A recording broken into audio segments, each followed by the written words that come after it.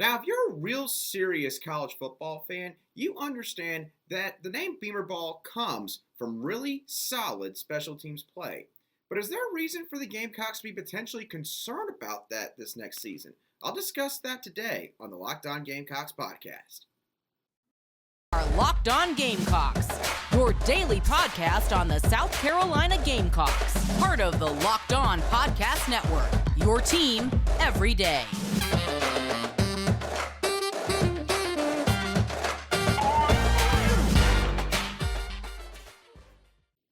Hello, Gamecock Nation, and welcome back to the Locked On Gamecocks podcast, your show for daily headlines and potential storylines in your favorite South Carolina Gamecock sports teams. I'm your host, as always, Andrew Lyon, and as always, thank you for making the Locked On Gamecocks podcast your first listen every day. We're free and available on YouTube and wherever you get your podcast daily. All right, so as I alluded to earlier on today's show, I'm going to talk about South Carolina's special teams unit, the last unit that I haven't really done a breakdown of yet heading into this upcoming fall camp. I'm going to talk about the kicker, punter, and yes, even the long snapper positions, and maybe some concerns that South Carolina fans should have about the special teams unit heading into the season.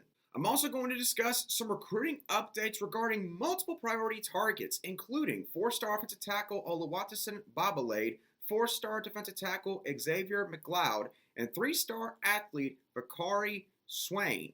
And then at the end of today's show, I'm going to discuss a couple interesting developments on the recruiting front as well. One involving Cameron Upshaw Jr., who had decommitted from South Carolina recently, and another 4-star safety in the 2023 class who happens to be currently committed to Auburn. So that's going to be the roadmap for today's show. So without further ado, let's go ahead and get right into it. So I'll start off with the unit that is known as the backbone of Beamer Ball. Yes, the special teams unit. Now, of course, Pete Lembo was brought in on Shane Beamer's inaugural staff this past year.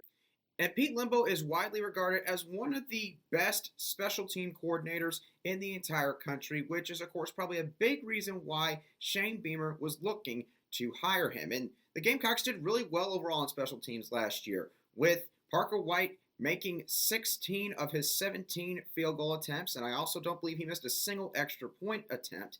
And Kai Kroeger doing pretty well in the punting game. I think he averaged at least 42 or 43 yards per punt, which is a pretty solid number that you want to have in the SEC, and obviously is a big deal when it comes to flipping the field. However, heading into this season, I think that there's actually a few things heading into fall camp that South Carolina fans need to have some concerns about regarding the special teams unit. So I'll start off with concern number one, the kicker position battle. Now, this has not been discussed enough by really the national pundits and analysts heading into this year, and even South Carolina fans, because admittedly, special teams doesn't get talked about as much because you don't see them as much as you do the offense and defense during a football game. But that doesn't mean it's not important. South Carolina's replacing their all-time leader in points scored in Parker White, who had become an extremely accurate kicker in his 5-year career here, especially from within 39 yards out on field goal attempts. And to give you all a mind-blowing stat real quick of just how stable South Carolina has been at the kicker position in the last 10 years, this will be the third time in the last 10 seasons that South Carolina has had to find a new kicker. Again, remarkable stability, and tells you just how well South Carolina does with finding kickers for special teams. But there's going to be a competition this upcoming fall camp. So who are the contenders? And I'll start off with the proverbial favorite in Mitch Jeter, who's been the kickoff specialist for the Gamecocks for the past 2 years, which has led to a 60.6 yard average on kickoffs and 51 total touchbacks, while making 2 extra points in the process. And he's known for having a very powerful leg, obviously, which is the reason why he's been the kickoff specialist for the Gamecocks. And he can make field goals in the 50 to 56, even maybe 57-yard range. He's got a really powerful leg and one that cannot be underestimated. There's also going to be a couple of other players, however, who will be contending for the kicker position. Another guy is Alex Herrera, who appeared in 4 games last year and kicked off 9 times for an average of 59 yards, getting 2 touchbacks in the process. Now, he's not known really as much for a powerful leg like Mitch Jeter. He's known more for being better on the accuracy side of things. But apparently, reports coming out of spring said that Alex Herrera got better, and he's working really hard to try to win this kicker job, which of course is good because competition in fall camp is always, in fans' opinions, going to create a better product and better production out of whoever ends up winning that kind of position battle. And then another guy who fans might not know very much about is Jack Luckhurst. Now, he was recovering from hip surgery back in the spring, so he did not participate in spring practice. But he was a place kicker for Arizona State back in 2020, and he made a field goal and went 9 for 9 on extra points while he was there. He apparently enrolled during South Carolina's fall semester in the 2021 through 22 academic calendar year, which, again, is why you haven't heard very much about him. Then, of course, he had the hip surgery. So this is going to be Luckhurst's first real opportunity to be able to practice with the team on a consistent basis and, again, be able to show these coaches what he can do.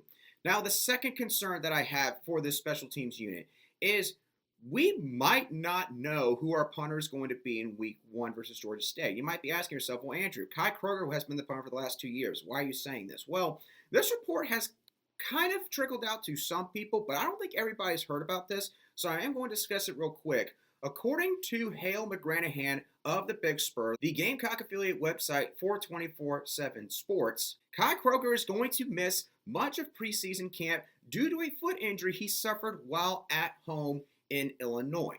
Now, obviously, this is something that is not a good sign for the Gamecocks. Now, of course, Kai Kroeger, again, has been the starting punter for the last 2 years, so it's not that, he has no experience, but the Gamecocks now may need to look to the backup punter on their roster, and that backup punter is William Joyce. Now, he is still technically a young gun on this team. He is a redshirt freshman out of Spartanburg, South Carolina. And so I went to his player profile on Gamecocks Online to get an idea of sort of what he can bring to the table. And apparently, he's got a decent leg. In the Blue-Gray All-American Bowl in Dallas, assuming this was after his senior year of high school football, he averaged 44 yards per punt on 4 punts and down 3 of them inside the 20, which is a really solid clip for that small of a sample size. And he also competed in the Coles Kicking Camp Senior Challenge, which is considered the best camp series for high school specialists in football, and was a finalist in the field goal and kickoff competitions. Now, of course, the concern here is he's yet to see any live action in a football game. And while I'm sure he has gotten practice with the special teams unit, William Joyce has never gone in there as a number 1 guy. And obviously, when you're the number 1 guy at the punting position, that's a lot of pressure. And for the first 3 weeks of the season, South Carolina is playing one of the tougher 3-game stretches, really, out of all the teams in the SEC. They face a team in Georgia State in week 1 that cannot be underestimated. They were a really good team last year, nearly beat Auburn on the road, and they won 8 games. Then they go on the road to play Arkansas, and then they come back home to play the reigning defending national champions in Georgia. So the point is, the Gamecocks' margin for error has to be shortened up in a hurry. They have to have things figured out very quickly in this season. So an injury like this, while it might go unnoticed in a lot of fans' minds, this can be something that really has an effect in some of these ball games. Now, coming up in just a couple moments, I'll discuss with y'all my final concern with the special teams unit, mainly dealing with the long snapper position, and then I'll work my way into some of the recruiting updates that I have regarding the priority targets that I did mention earlier. Before I get into all of that, I do need to ask y'all a question. Have you tried Built Bar Puffs yet? Well, if you haven't, then I don't know what you've been doing with your life recently. So do me a favor, open up the laptop, go to built.com, look up Built Bar Puffs, and while you're doing that, I'm going to tell you about their new flavor that they just released not too long ago. Cookie dough and marshmallow covered in chocolate. Do I still need to say anything else?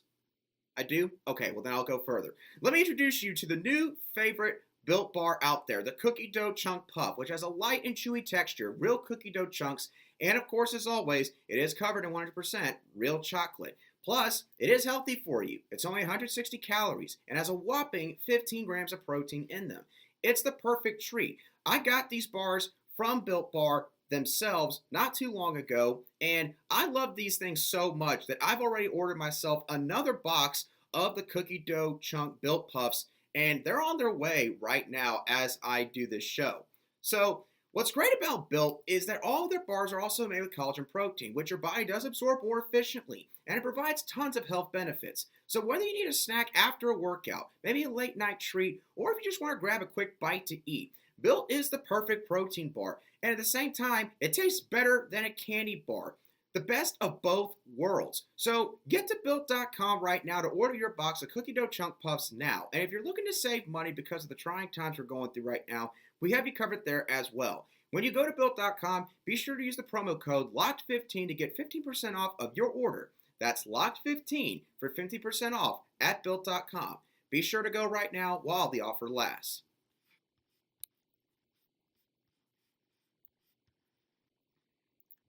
All right, so real quickly, to finish off my last concern with the special teams unit before moving on to the recruiting updates I have for y'all. My final concern with the special teams unit is, simply put, are the snaps going to stay down and level on field goal attempts this year? And I'm referring to long snapper Matthew Bailey. Now, I don't want to try to come off like I am picking on Matthew Bailey here, but there was a lot of snaps from Matthew Bailey last year where it almost seemed like Kai Kroeger was going to have to do a jumping somersault in order to be able to catch the ball. It could be either way far out in front of him, like 5 feet out above him, or it could end up being behind him. Kai Kroeger had to do it all to prevent many a field goal attempt from turning into an absolute disaster. And in Matthew Bailey's defense, he is the snapper for both field goal team and punt team. So there's probably something where he's having a hard time sort of switching his mentality of, maybe just how much strength he has to put behind the ball in terms of being on field goal team when maybe he just did a snap for the punt team not too long ago. Maybe that's part of the issue, and maybe he's taking a lot of time to correct that this offseason. Gamecock fans are going to have to hope so because, again, if it weren't for Kai Kroeger's holding abilities last year, there could have been many plays that turned into a turnover and maybe even a touchdown for the opposing team. So that is a concern, and hopefully one that's been addressed this offseason concerning the long snapper for South Carolina Special Teams unit in Matthew Bailey. Now, moving on to the recruiting updates that I have for y'all. Let me start off with Oluwatosin Babalade, who is a priority target that was supposed to actually announce this past week. And Maryland looks to be the only other serious contender for him at this time. But he did send out a tweet just a day or two ago saying Friday at 2, looking like he is going to be announcing his official commitment on August the 5th at 2 p.m. Eastern Daylight Time. Now, despite the fact that Babalade did push back his commitment from this past weekend, he was supposed to announce on Sunday, July the 31st, he did wind up visiting South Carolina that same weekend. And according to Phil Kornblatt of Sports Talk Media Network, in an article that he published on that same day that Babalade was originally slated to commit, Babalade, in a conversation with Phil Kornblatt in this article, said, quote, "There are just some things that came up last minute that I had to do some extra checking just to make sure everything was good. It was good. I had a great time. It was mainly about the people. I got that family feeling, and I definitely ate a lot." And he apparently left Columbia around 1 a.m. Sunday morning, but before departing, he did have another conversation with Beamer saying, "We talked for a little, chatted it up, and he said, this is home, and and he'll be waiting for me." So, at this moment, with everything that I have seen and read, I do feel really good with where the Gamecocks are currently standing with Oluwatosin Babalade, but you never know with a home state team like Maryland, in this case, being the other finalist, what could potentially happen all the way up to the end when he announces his commitment, and he could maybe even push it back again. Just never know, so have to let a little bit more time play out before this does take place, but again, as of this moment, Carolina's got to like their chances here. Now, the other player that is going to be announcing very soon is Vakari Swain, who back on August the 2nd, just 2 days ago, said that he would be committing on August 12th at 3:45 p.m. Eastern Daylight Time because he is from Georgia. Now, Swain has also been a Gamecock target for a good while now. He visited back on a junior day in January, and he visited the Gamecocks for their second big official visit weekend back on the weekend of June the 24th through the 26th. Now, he also does seem to have some interest in Vanderbilt and Maryland both, as he took official visits to both schools back in June as well. But in the end, I think the Gamecocks, out of all these finalists, at least seemingly the finalists for Bakari Swain, I think that they have the longer lasting relationship. And I think at this point, they would definitely be happy to take Swain in this class. Now, the last recruit who could end up committing fairly soon, based on his Twitter activity, is 2023 four-star defensive tackle Xavier McLeod out of Camden High School in Camden, South Carolina. Now, he's put out a couple of tweets recently. One of them saying, no date yet, but commitment in top 3 coming in a few weeks. And he put this out on July 30th, which would be last Saturday from today. And he also put out another tweet just a day or two ago saying, hit me up if you can film a commitment video. Now, Xavier is someone who is a homegrown prospect, and he has visited South Carolina a whopping 9 times, dating all the way back before his junior season at Camden High School. But since March, however, McLeod has been basically on a recruiting tour of sorts of the eastern United States, going to places like Georgia, Florida State, LSU, Texas, Texas A&M, even all the way up to Michigan at one point. So for a while, Gamecock fans, and even myself at certain points, was starting to wonder if McLeod was indeed looking to go elsewhere, looking to go out of state.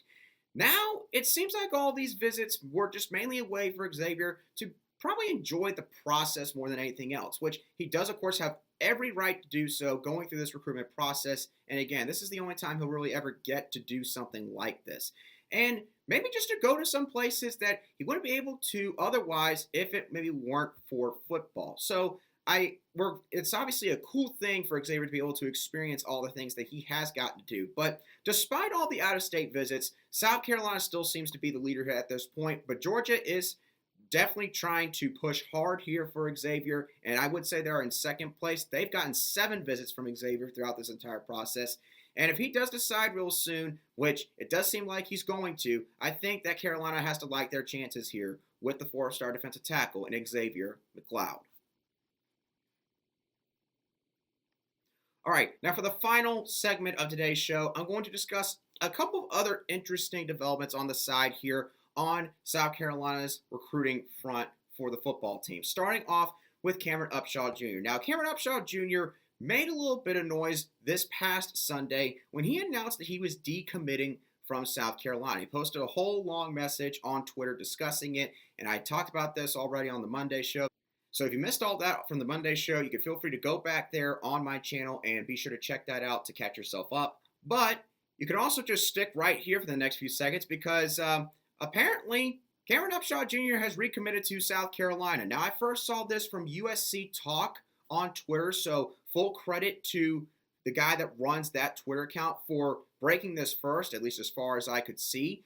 And this was talked about on Sports Talk Media Network by Phil Kornbluth, who, when talking to Upshaw Jr. on Tuesday night, apparently he found out from him that he recommitted the same day as he decommitted.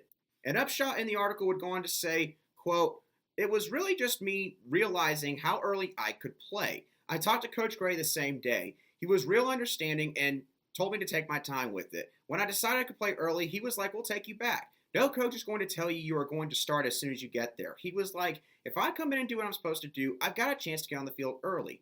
And he said that apparently he talked Gray Sunday afternoon, and after thinking things over, he called him back Sunday night to regain his place in the class, and also apparently talked to Coach Beamer. He continued saying, quote, "He was just making sure I was straight," saying that Coach Gray was away from his phone when he decommitted, or Coach Beamer, and so when he decided to commit back, he was just checking up on me to make sure I was good. So kudos on the Gamecock coaching staff for doing that, and of course, that's just the way that this staff carries themselves in the recruiting process.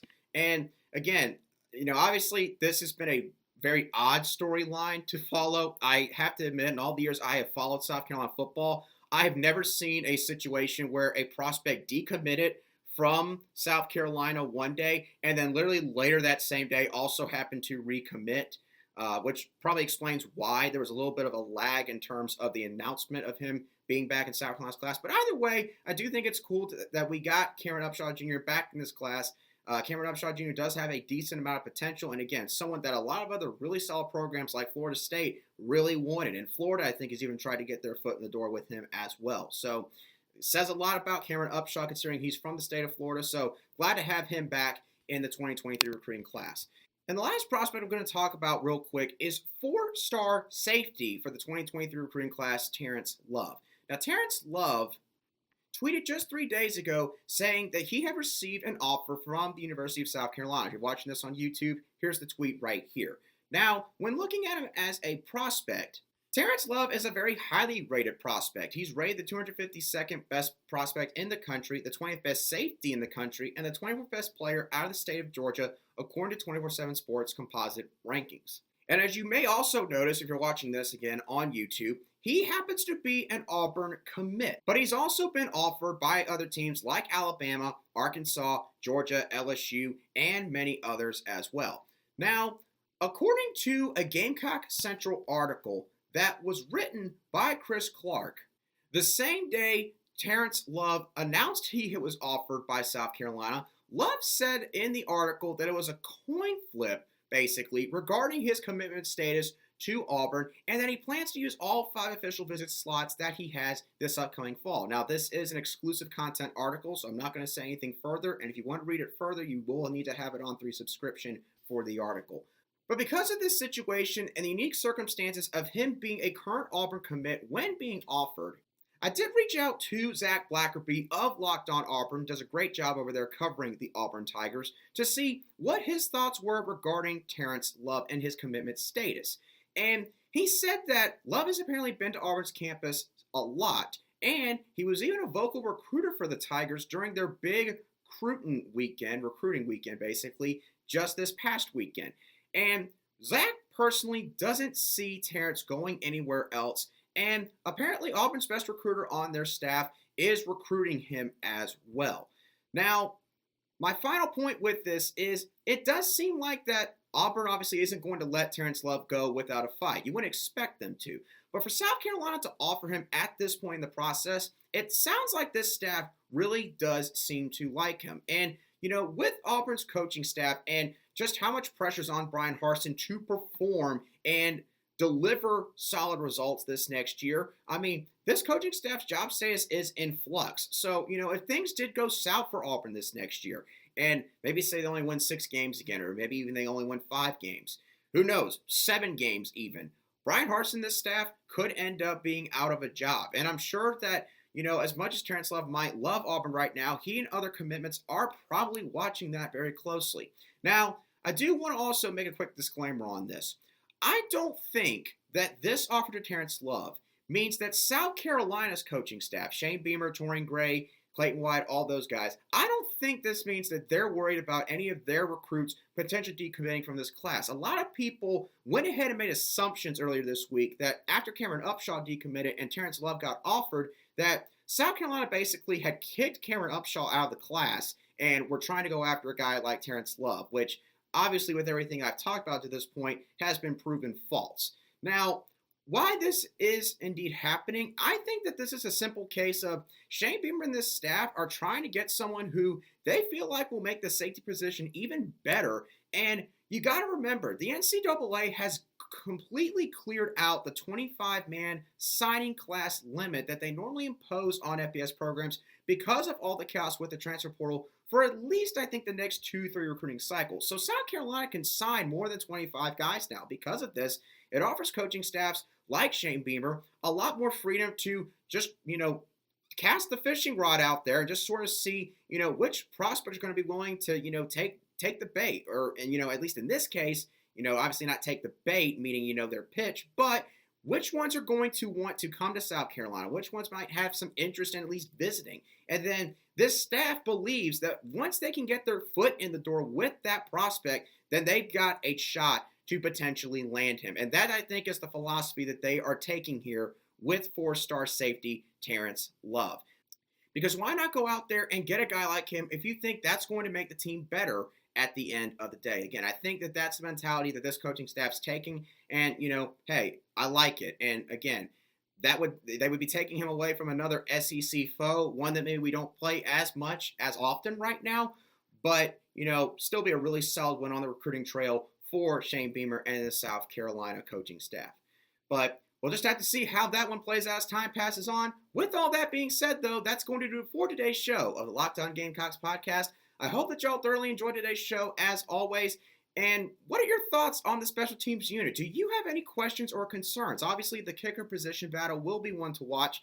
But with Kai Kroeger's injury, what do you think happens there? Do you think he will return by week 1? Do you think maybe that he can just seamlessly go back in there and, it not look like he's missed any time? What about the long snapper position? Does anyone else think that Matthew Bailey needs to be more consistent this next season? And then all these recruiting updates. What do you think is going to happen with all these guys who are going to be announcing very soon? I do want to hear your thoughts down below in the comments section if you're watching this on YouTube. But if you're also listening to this on audio podcast apps, wherever you get your podcast daily, you can also feel free to shoot me a message at @alion_SC on Twitter, and I'll be sure to respond to any replies or comments that you have for me as quickly as I see them. And of course, if you've enjoyed the Locked On Gamecocks podcast and you want to get more on the entire SEC conference, then make Locked On SEC your second listen every day, where host Chris Gordy and the local experts of Locked On will take you across the entire SEC in just 30 minutes. Again, make Locked On SEC your second listen after, of course, the Locked On Gamecocks podcast. But with that being said, y'all, that's going to do it for me on today's show. Hope you'll have a great rest of your Thursday, and we're only one day away from fall camp beginning. Football is in the air in Columbia, South Carolina. I'll catch you all in the next show of the Locked On Gamecocks podcast.